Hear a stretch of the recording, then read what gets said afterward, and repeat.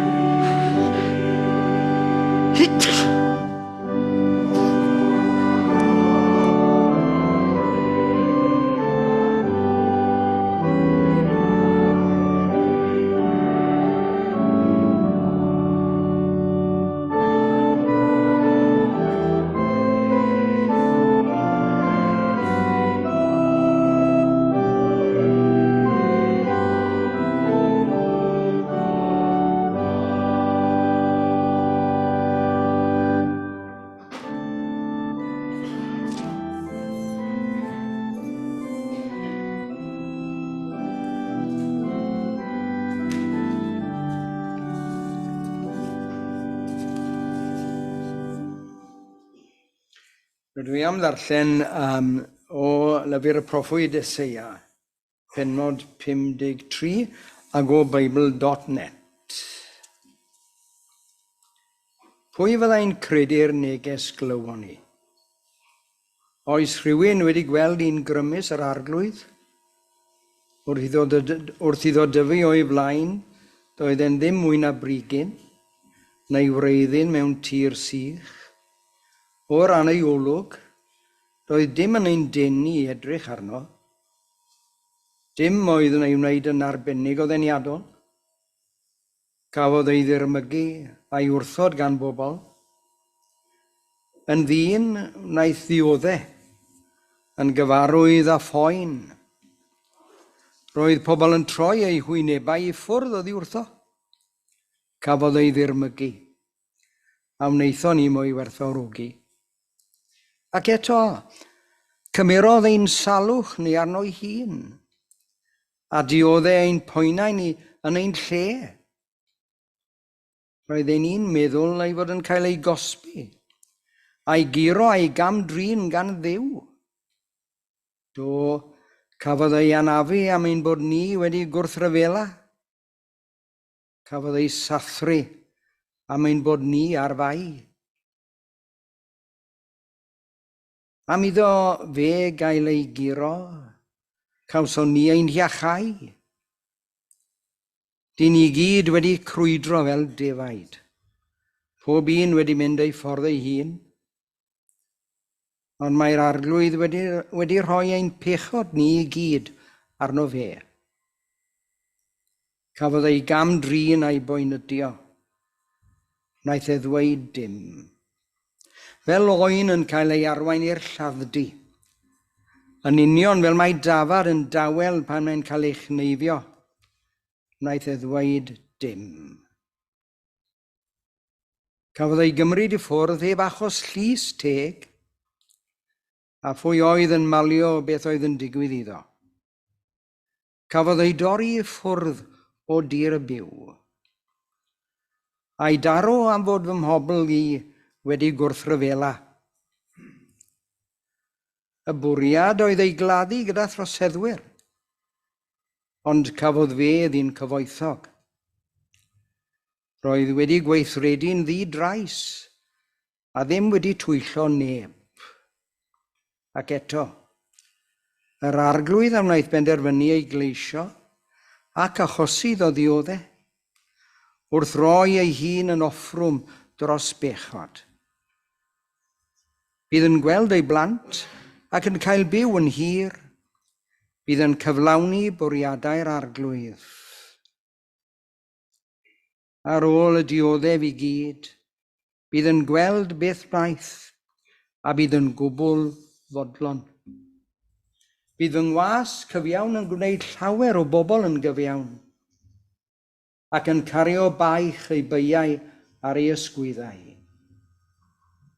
Felly, y dyrfa yna fydd ei siar a bydd yn rhannu'r ysbail gyda rhai cryfion am ei fod wedi ei roi ei hun i farw, a'i gyfri'n un o'r gwrthryfelwyr. Cymerodd bechodau llawer o bobl arno ei hun ac ymyrryd ar ran y gwrthryfelwyr. Bendithiad yw y gwrando ar ddarllen o'r gair. Amen. Emyn 41, ymgrymwn ger dyfron ti ddiw ein tadau, o llanw'r oedfa hon a ddylanwadau, o blith tegannau ffôl o wres dy gynnes gôl, o galw ni yn ôl o'n holl grwydradau. 41.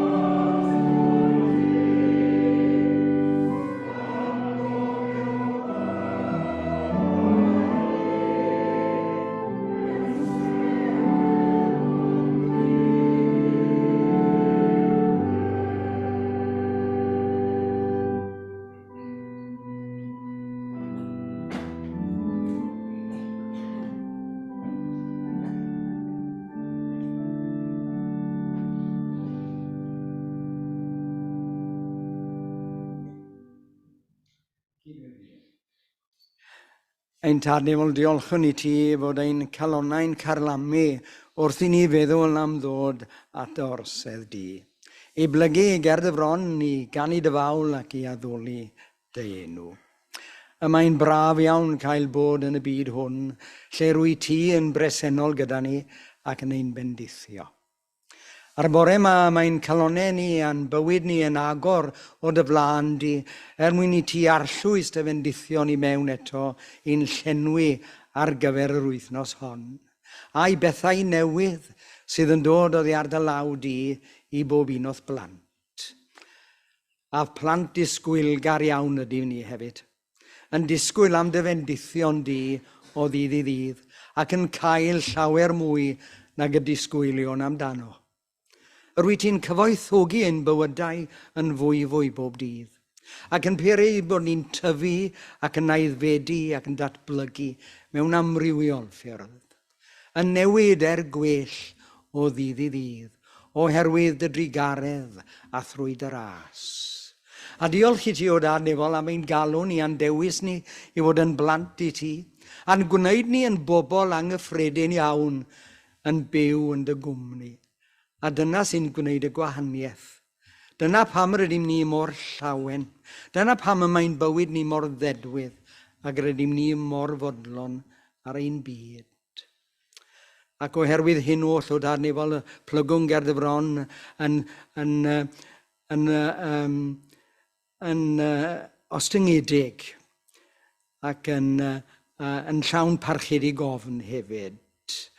A rwy ti wedi'n llenwi'n calonau ni a dy gariad. Ac rwy ti wedi dangos i ni dy diriondeb. Ac wedi bod yn barod i ddioddef trosom ni. Ac wedi rhoi popeth ein mwyn ni. Ac wedi rhoi dy fab Iesu Grist yn aberth mwyn i ni gael byw yn dragywydd. O, mae gennym ni gymaint i ddiolch amdano. Ac mae'n amhosibl i ni ddiolch digon, oherwydd rwy ti yn rhoi mwy a mwy o hyd. Ac mae'r llif yn bara i lifo, ac mae dy ysbryd glân yn llenwi'n calonau ni a'i hyfrydwch, a'i brydferthwch, a'i lawenydd. A mae cymaint i ddiolch amdano. Ac oherwydd ein bod ni wedi cael cymaint oddi wrth i ti, rydym ni am roi mwy hefyd. Rydym ni am roi ein hunan yn gyfan gwbl i ti, a gwneud popeth yr wyt ti yn ei ewyllysio, i fyw mewn i fuddod i ti, i gyflawni dewyllus a gogoneddu denw. Dyna'n dyhead a'n dymuniad dyfnaf. Rydym ni'n gwybod am dy gariad. Ac rydym ni am rhannu dy gariad a thaioni a thfendithion gyda'r byd yr rydym ni yn byw ynddo. Rydym ni am weld mwy o bobl yn troi at ti ac yn cael ei bendithio a'i cyfoethogi fel ag rydym ni, deiliaid dy deyrnas nefol ar y ddeiar ac yn y byd. A'r unig ffordd i fyw ynddo yw byw yn ôl dewyllus ti ac yn ôl dorchmynion mewn i fuddod perffaith. Ac oherwydd fod ti gyda ni, yn enw Iesu Grist, y mae'r pethau perffaith sy'n perthyn i dy deyrnas di yn ein bywyd ni ac yn bosibl i ni. Y mae pob peth yn bosibl i ni yn denw di. Ac yn denw di rydym ni yn awr yn sefyll ac yn addoli, ac yn gofyn i ti am ein paratoi ni ar gyfer y dyddiau sy'n dod. I wneud y pethau mawr yr wyt yn ein galw iddynt, a gogoneddu ei denw, yn awr ac yn wastad, trwy Iesu Grist ein harlwydd a'n gwaredwr. Yn dysgodd i ddweud gyda'n gilydd, ein tad.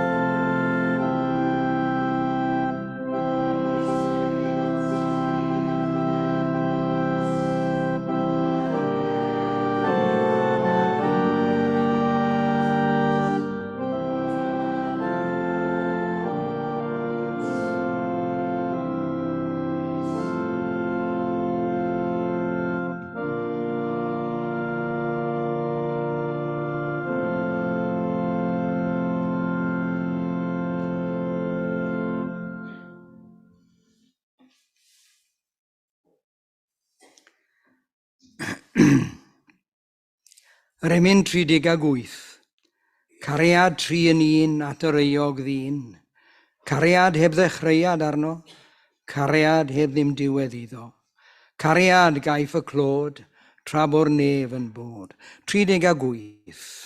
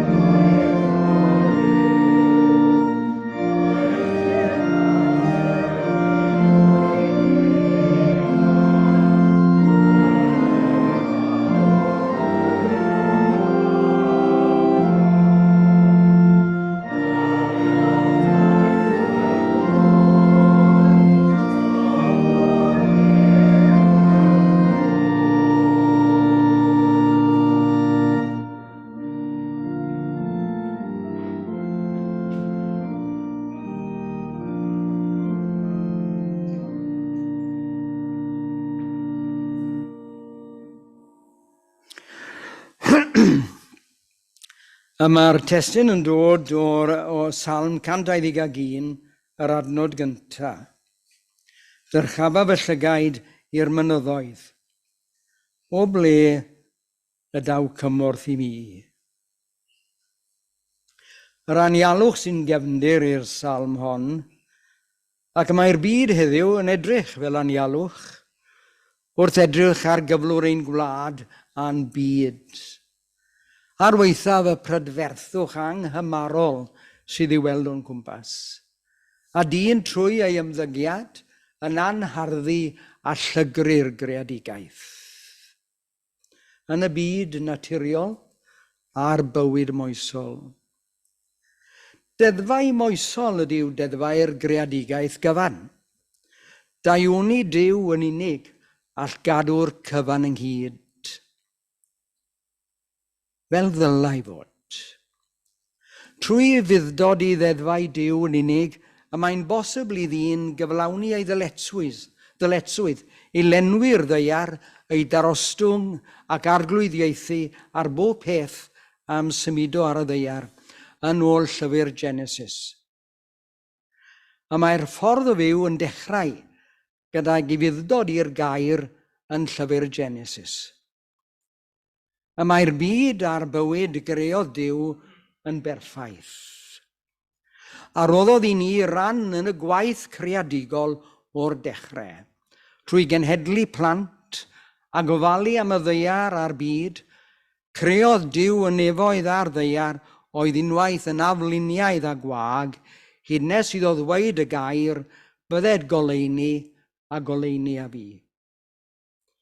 Mwyn i ni weld popeth. a daeth popeth hardd i fod yn ei berffeithrwydd. A roddodd y cyfan yn ein dwylo ni, y dyn a luniasau o brydd y ddeiar, ac a greodd ar ei lun a'i ddelw ei hun, yn wryw ac yn fenyw. A dweud wrthynt, ffrwythwch ac amlhewch, llenwch y ddeiar, a darostyngwch chi, ac arglwyddiaethwch ar bisg y môr, ac ar ehediaid y nefoedd, ac ar bob peth am symudo ar y ddeiar. Ac o fewn dim o amser, y mae dyn yn gadael Duw i lawr, a troi ei gefn arno, a syrthio i ddrygioni a dechrau gofidiau. A daw mynyddoedd ei broblemau i'r golwg yn feichiau yn ei fywyd. A dyna lle mae'r salmydd yn gofyn y cwestiwn, o ble y daw cymorth i mi? Cwestiwn dwys yn gofyn ac erfyn am gymorth, pan nad oedd neb allai helpu. Tu ôl i'r cwestiwn y mae profiad ac ei naid colledig. Cwestiwn y pereryn yn anialwch y byd yma. Anialwch greodd ef ei hunan. Ac y mae bywyd yn gallu bod yn anialwch, a'r anialwch yn unigrwydd. Gwacter ac unigrwydd yw nodweddion bywyd heb ddiw, ac heb ddiw heb ddim. Ni ellir osgoi'r ffaith na gorbwysleisio ei fod yn gofyn y cwestiwn am nad oes neb arall ellir gofyn iddo. Ac ofer gofyn i eraill yr hyn ddylid i ofyn i Dduw. O, mae cwestiynau a problemau y mywyd un, nad oes neb ond Duw all ei datrys. Yn ein bywydau ni i gyd. Ond yr ydym yn gyndyn i ofyn iddo. A mae dyn yn credu ei fod yn gwybod yn well. Yr ydym yn barod i ofyn i bawb, ond i Dduw. Ac y mae gen i marbenigwyr mewn popeth. Ac y mae'n problemau dwys yn dwyshau. Am fod dyn yn gwrthod cydnabod Duw. Heb sôn am ofyn i Dduw. Ac eto mae'r ysgrythyr yn ein hannog. Gwneler eich deisyfiadau chwi yn hysbys gerbron Duw. Nid gerbron y byd. Mae'r byd yn llawn gwrthdaro, rhagfarn a rhyfeloedd. Ac y mae'r tywyllwch fel caddig du yn cynyddu. A pherthnasau yn torri lawr, a neb yn barod i faddau a chymodi. Rwy'n gweld bai pob un arall heb weld fy meiau fy hunan. Creu dyn ei fod yn dda, heb sylweddoli ei fod yn drwg. Ac mae bywyd y Cristion yn dechrau fan hyn.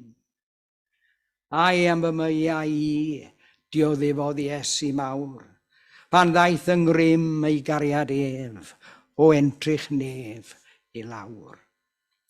Dyna pryd mae'n dechrau fod yn dda. Ac mae'n gweld ei feiau. Cudd fy meiau rhag owerin, cudd hwy rhag cyfiawnder nef, rhag y gwaed unwaith o gollwyd ar y croesbren yn fy lle.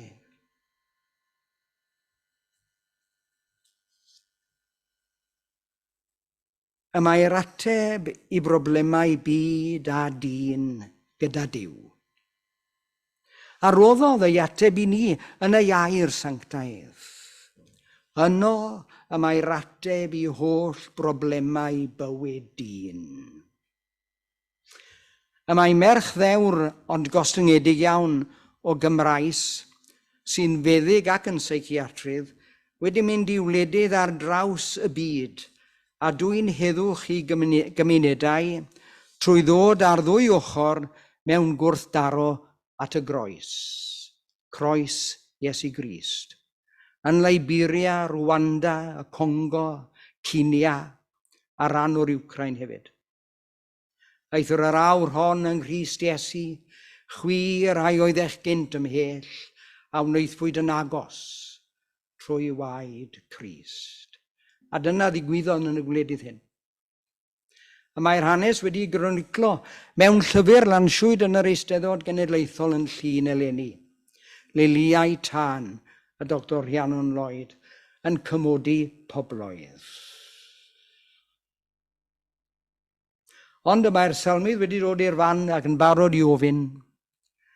Ni ellir gorbwysleisio mae gofyn y mae, am nad oes neb arall y gellir gofyn iddo. Ac ofer ydyw gofyn i eraill yr hyn ddylid ei ofyn i Dduw yn unig. Y mae mynydd uchel yn fanna, all dyn yn hawdd ei gyrraedd, o'r dyfnder y caiff ei hunan ynddo. A mae'n lle unig, a'r mynydd uchel oer a phell, sy'n tanlinellu'r dyfnder a'r iselder y mywyd dyn heddiw, o ganlyniad i'w bechod. Ond yno y mae Duw yn ein cyrraedd ac yn ein codi i'w fyd ei hun, a roi cymorth i ni. A mae'n dangos lle rydym, a goleio'r tywyllwch, agor ein deall a'n calon, a'n galluogi i oresgyn a gorchfygu. Gwelwn yr anawsterau a'r broblemau yn ein bywyd fel mynyddoedd na ellir ei goresgyn, a gofyn mewn difri o ble ydaw cymorth i mi. Ond pan fyddwn ni'n sylweddoli ein cyflwr, rydym yn wyn ein byd. Unwaith y mae dyn yn sylweddoli'r argyfwng a gweld ei gyfnder a dyfnder a difrifolwch ei gyflwr, mae'n sylweddoli bod angen cymorth Duw arno. A daeth yn agos, wedi symud i dir uchel iawn, nad yw efallai yn gwerthfawrogi hynny ar y pryd. Weithiau yn y fan hyn, mae am gymryd cam yn ôl i lle rydoedd cynt, pan nad oedd ei gyflwr yn ei boeni, ac yn tybied bod popeth yn dda a dim o'i le. A mae'n gofyn dewrder i droi at Dduw a mynd tro trwy ffydd i wynebu'r gwir am fy nghyflwr colledig fy hunan.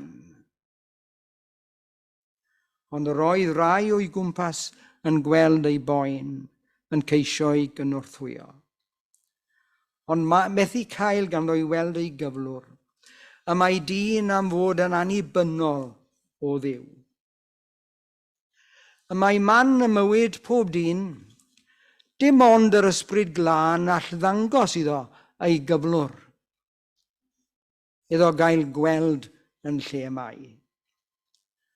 Do, cymerodd y salmydd gam mawr ymlaen, ni all wneud dim heb gymorth Duw.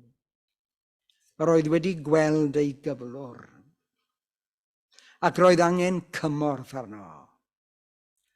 A gweld hefyd bod angen cymorth Duw arno, nid neb arall.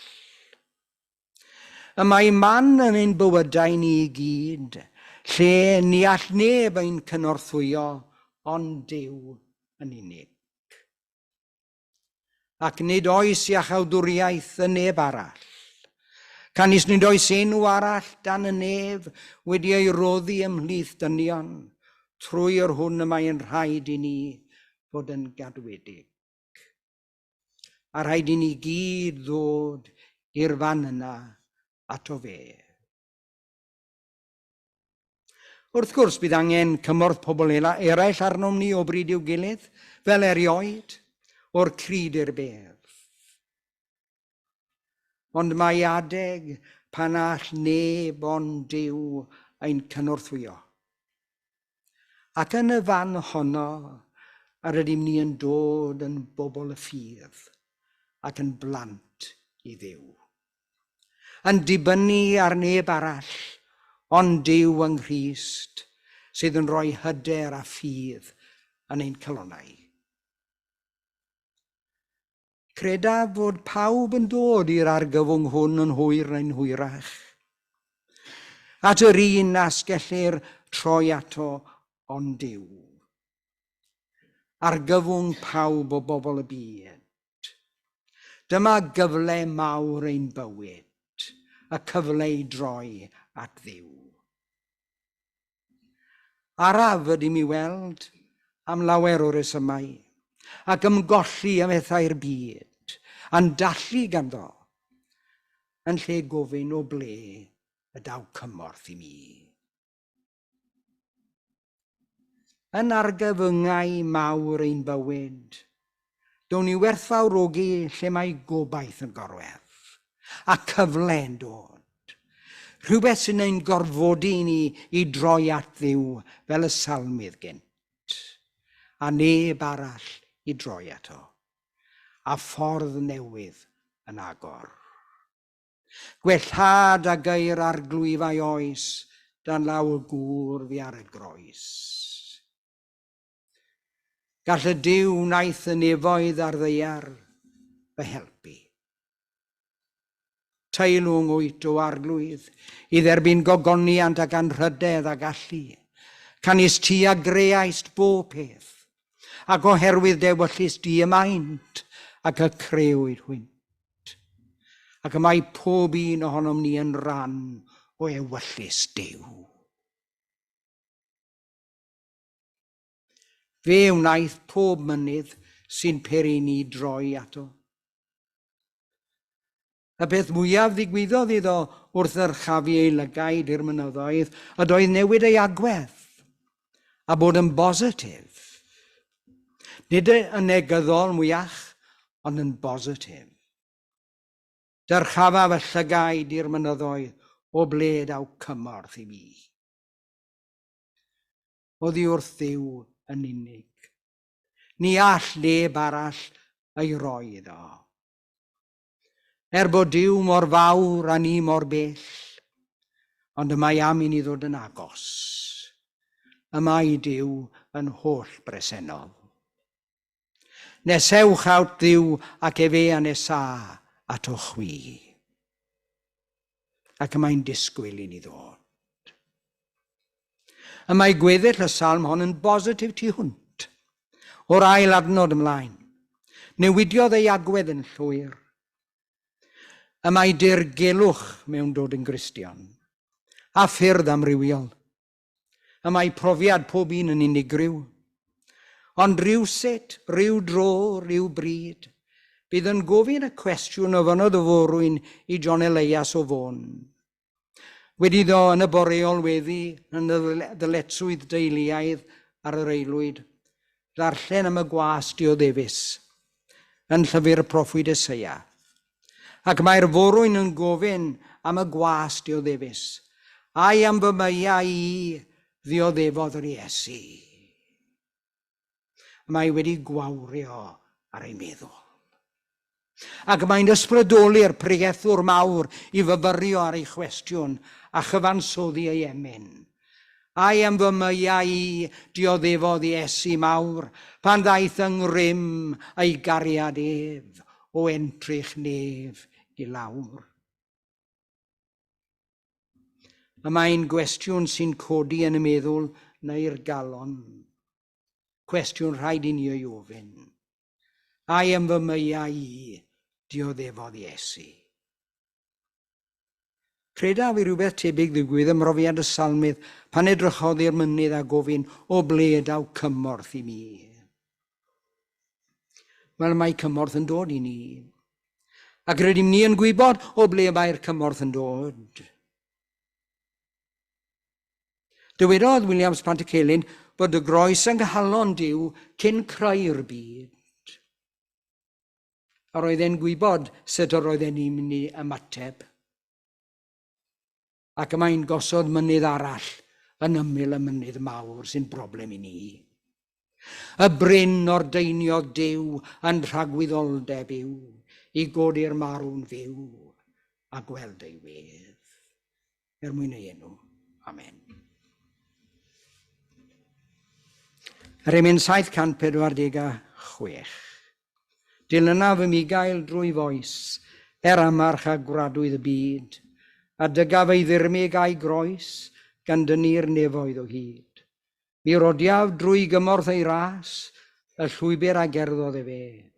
Nid rhyfedd os gwawdir y gwas, gan sgwawd gafodd arglwydd yn e. 746.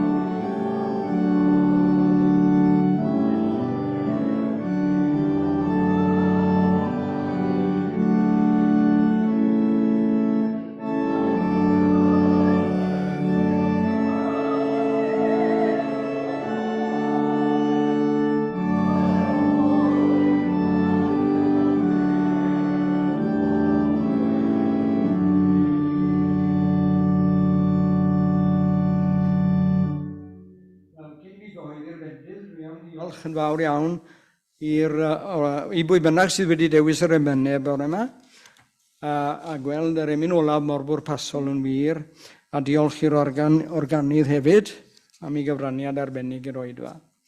A gawn ni ddiweddu gyda'r gras. Gras ein arglwydd Iesu Grist a chariad Duw a chymdeithas o'r ysbryd glân a fod o gyda ni oll o'r awr hon hyd yn oes oesoedd. Amen.